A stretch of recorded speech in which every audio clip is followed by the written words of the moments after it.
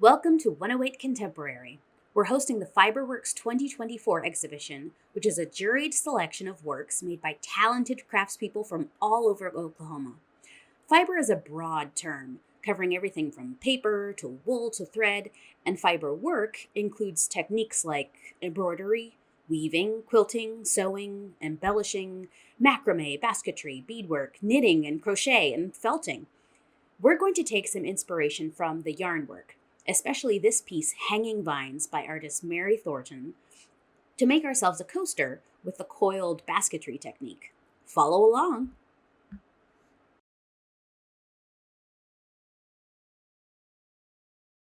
In your kit, you'll find instructions, coiling cord, some yarn, a plastic needle, and you'll need some scissors. Then you're ready to go.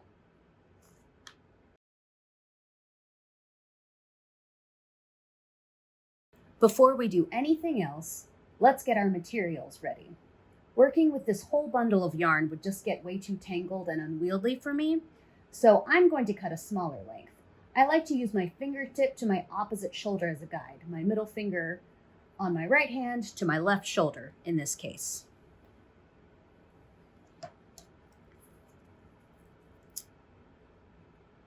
It'll be a while until I need my needle, but I'm going to thread it onto one end while I'm in the getting ready phase.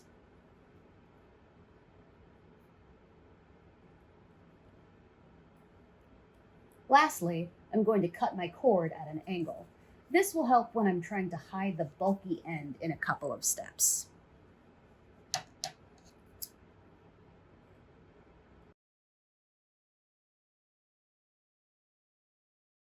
To get started, take the tail of your yarn, not the part with the needle, and lay about an inch or so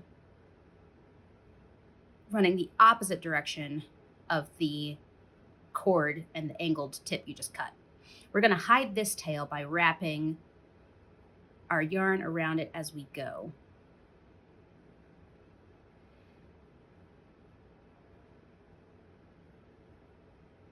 You want to make sure that your wraps are as tight as possible to each other to hide that cord. Then after about an inch, check and see if you can fold it over and have all the folded parts wrapped. I can. So now I'm going to wrap both the tail end, the tail of my yarn, and my working cord all together. This is going to create a loop, but also it's going to hide and secure that cut end of my cord. I'm going to keep wrapping, and when I can fold it around itself, coil it, if you will, I'll show you how to move on to the next step. Now, I'm working this way because I'm right-handed. This feels pretty natural to me, but it doesn't actually matter whether you start this way, or even whether you wrap towards yourself or away from yourself. The point is to keep it consistent. So if I'm wrapping this way away from myself, I want to make sure that I always wrap this way away from myself and I don't accidentally switch to doing another way. All right. Keep wrapping for a little bit, and I'll meet you at the next part.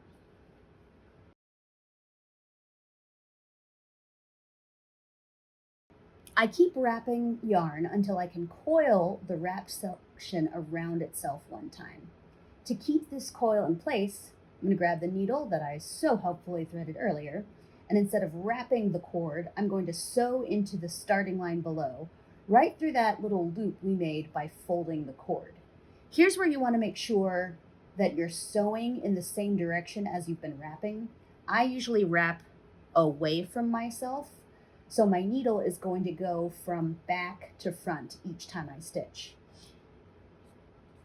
Since this is my very first stitch in the coil, I'm going to repeat it a couple of times just to make sure that it is secure.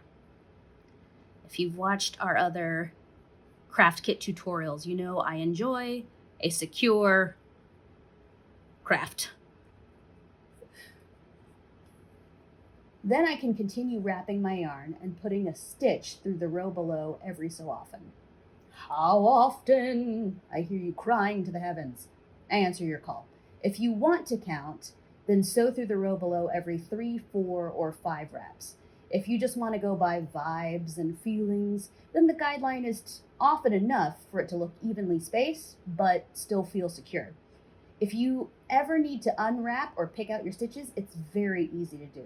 But since we're exploring this craft together, keep in mind we don't need to worry about it being perfect. Keep going until you only have a short amount of yarn left, and I'll show you in the next section how to add more or change colors. Just coming up for me right away.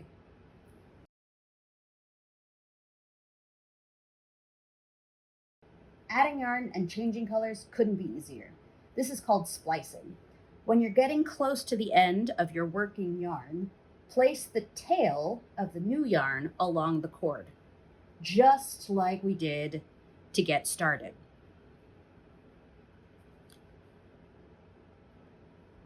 Wrap your old yarn around both the cord and the new yarn.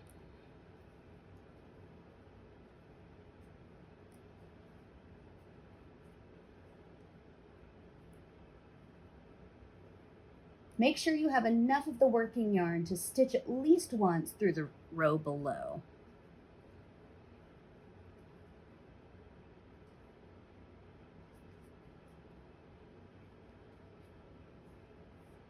You can switch to using your new yarn at any point, but I like to do so right after my last stitch with my old yarn.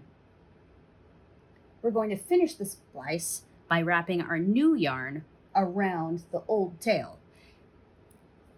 My hot tip is to leave a little bit of that new yarn peeking through and then just to pull it so that you know it's hidden and you know where it is. I'm going to do another wrap and then switch. I'm going to go in the same direction.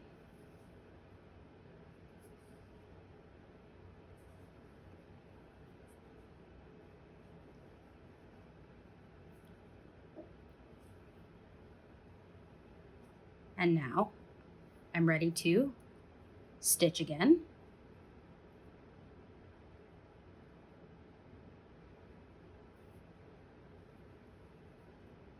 And continue coiling.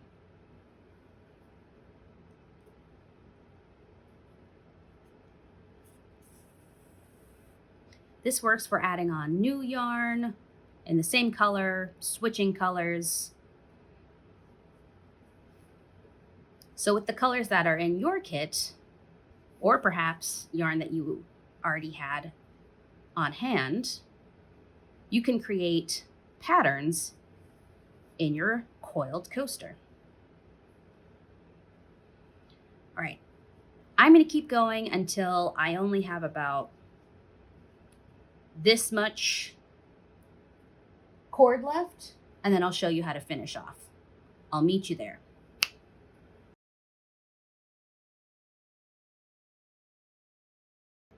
To end the coaster, cut the tip of your cord at an angle, just like we did to start.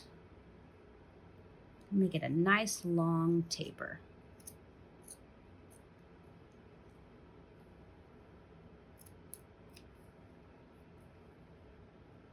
I'm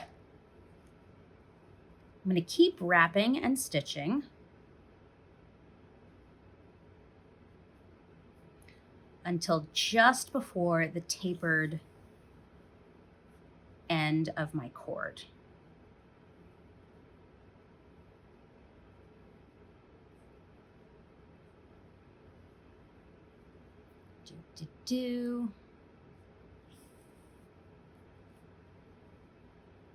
So my tapered end starts here, so I've got a couple more wraps and stitches to do.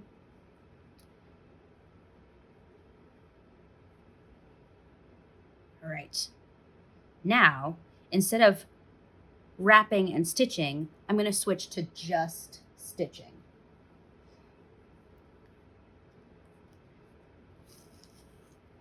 We're going to hide the end of the cord with our stitches. And I want to try to keep these as close together, not just to hide the cord, but also this will help make sure that my cord can't wiggle out of the yarn wrapping. And these little bits just get out of here. I'll cut this last one.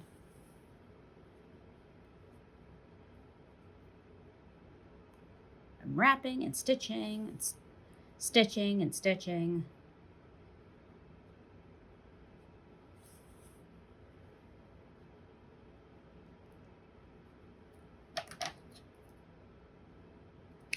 Get out of here.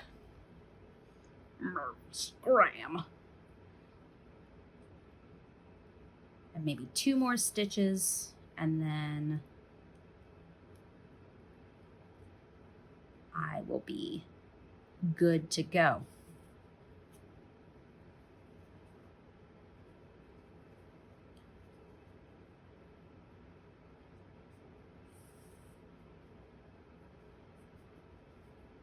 All right, now the final step is to sew the very end of your yarn through the back of the coaster.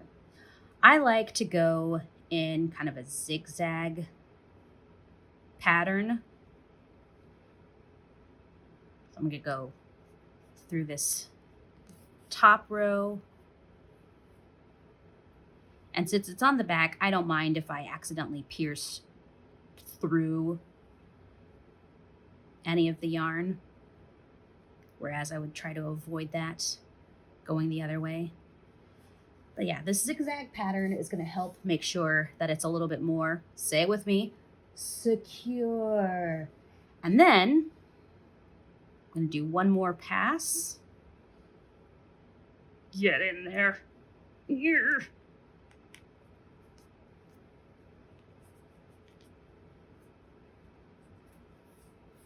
All right, that's not going anywhere. So I've done that. I can snip off the extra, turn it over, and grab myself a beverage because, baby, you got yourself a coaster, a whole coiled coaster, and you didn't have to tie a single knot. How cool is that? Show us your coasters by tagging us at 108 Contemporary on social media. Let us know how it went in the comments below, and make sure to hit subscribe so you never miss a craft tutorial, and we'll see you in the next one.